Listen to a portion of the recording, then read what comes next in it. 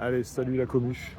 Petite vidéo aujourd'hui sur penser long terme. Comme vous avez pu le voir, une transformation, c'est un marathon, c'est pas un sprint.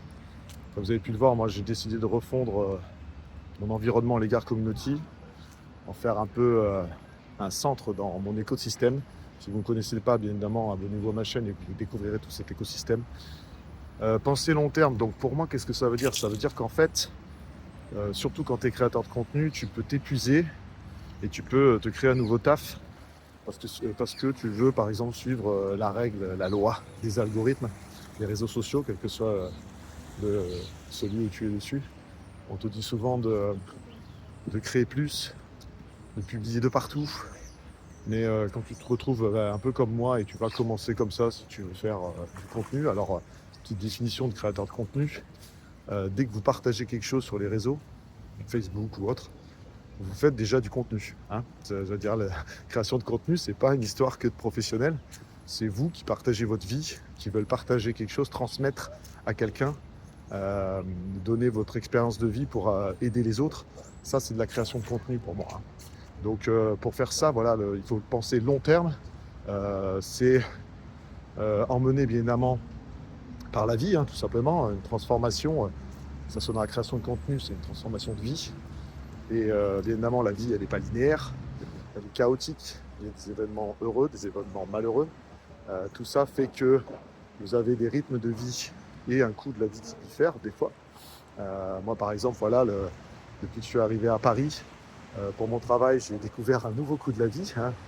Alors, bien évidemment, au-delà de tous les préjugés de provinciaux, j'adore cette ville. Voilà, j'adore cette ville dans le sens où, voilà, comme aujourd'hui, ça me permet de marcher, de pouvoir prendre du temps à moi et me donner des idées de vidéos comme je suis en train de faire avec vous là.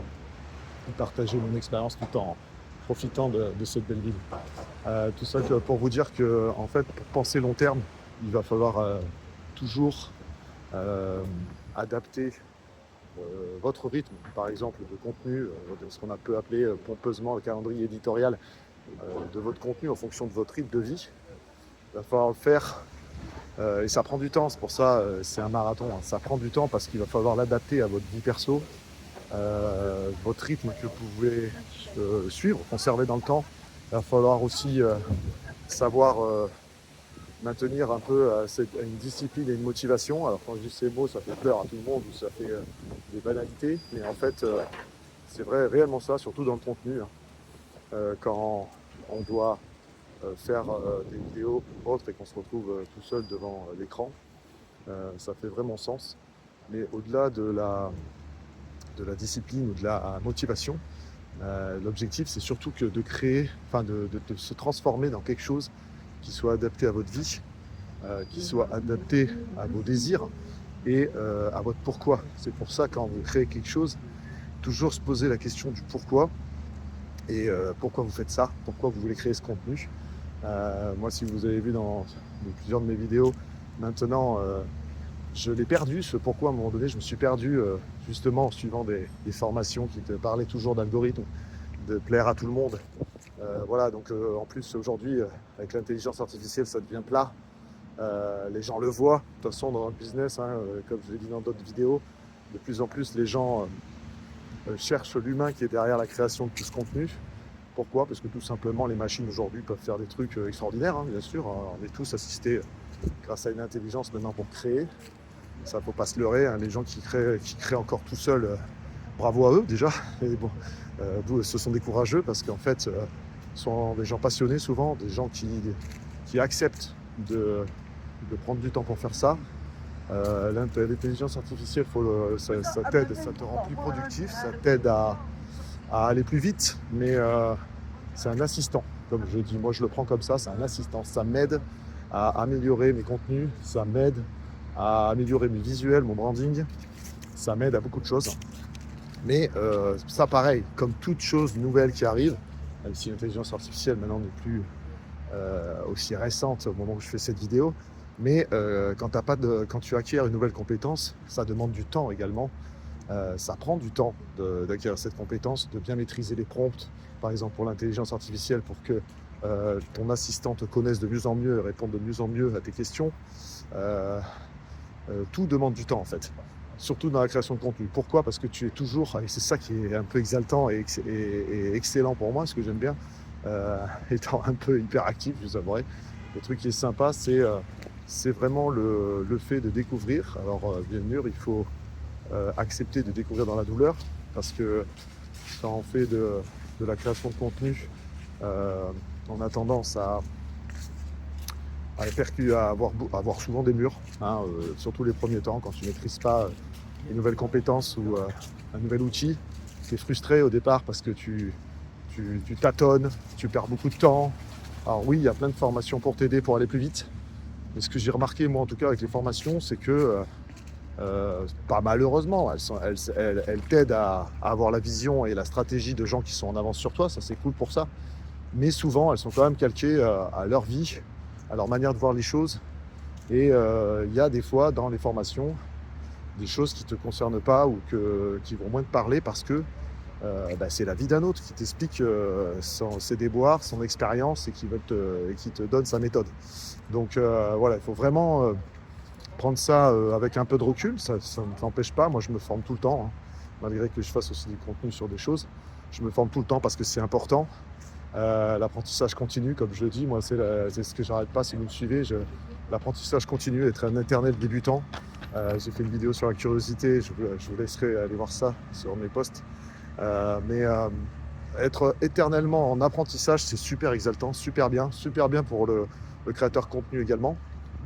Pourquoi? Parce que tout simplement, comme je vous dis, il est dans la découverte constante, ça lui maintient la passion, ça lui maintient un peu sa motivation, c'est assez cool pour ça. Mais d'un autre côté, c'est hyper frustrant parce que vous allez perdre du temps, des fois sur de la technique, qui est chiante la technique, je vous avouerai. Des fois la technique c'est chiant. Quand tu commences à avoir, comme moi, un écosystème ou un environnement qui est construit, tu vas pas mal être frustré à cause de ça, notamment parce que tu dois publier sur plusieurs supports, canaux. Alors il y a des outils pour t'aider, mais faut pas se leurrer, hein, soyons réalistes. Quand tu démarres, tu n'as pas de thunes, d'accord? À part si tu as un budget de départ, tant mieux pour toi. Tu vas pouvoir déléguer et payer des gens. Ça, c'est un peu le second step de n'importe quelle entreprise, surtout dans la création de contenu. Quand tu commences, tu es tout seul. Donc c'est toi qui prends tout faire. Et le truc qui est bien là-dedans, c'est que ça fait un apprentissage. Ça te donne de l'expérience parce que il faut passer par cette étape de frustration et de découverte initiale parce que derrière, ça va t'aider le jour où tu vas déléguer à mettre en place des procédures pour aller plus vite vis-à-vis du recrutement ou même de la transmission de la délégation que tu vas faire. Ça, je l'ai appris. Bon, après, moi, par mon travail, etc., je suis un gros maniaco du process. Donc, j'ai tendance naturellement, quand j'apprends quelque chose, à l'écrire. C'est pour ça, notamment, que je me suis lancé au départ du coup sur la création de contenu, hein, notamment sur cette chaîne, parce que j'avais envie de partager cette information, notamment les procédures que j'ai pu suivre, les frustrations aussi. C'est aussi pour ça que je suis en train de refondre la chaîne complètement et son environnement pour la replacer on va dire dans une vision que j'avais au départ et que, comme je vous le disais un peu plus tôt, j'ai perdu en me laissant alpaguer, accroché, je suis pas entraîné, je faut dire tous les mots du monde, par les algorithmes et tout ça. Mais ce qui est exaltant et qui est super, c'est que faut l'accepter. Ça, c'est un gros travail sur soi. C'est d'accepter de ne pas réussir, accepter que, comme je vous disais, la vie n'est pas linéaire, elle est chaotique, vous allez apprendre tout le temps.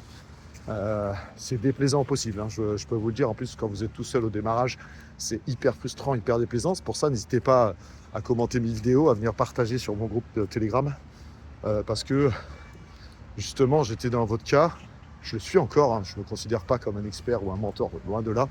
Moi je partage du brut comme ça et je vous partage mes expériences, notamment à travers ces vidéos.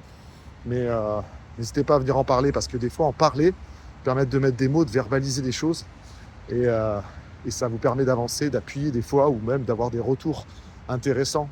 Hein, je ne m'arrête pas sur les commentaires parce que oui, l'autre chose aussi qu'il faut accepter, c'est les commentaires à la con, les haters comme on peut appeler ça. Il faut passer outre, continuer son chemin. Si vous savez que vous êtes dans votre vision, dans votre stratégie, dans votre, dans quelque chose qui fait sens pour vous, continuez, vous arrêtez pas.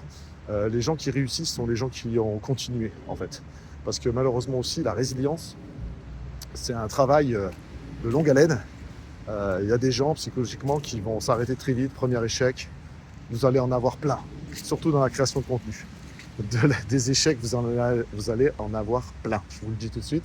Vous allez subir. Mais c'est pas un monde pessimiste du tout. Je veux pas vous casser le moral. Loin de là, il faut le prendre, comme je vous dis, du bon côté, avec la curiosité qui va bien, avec l'envie d'apprendre, avec l'envie de se remettre tout le temps en question.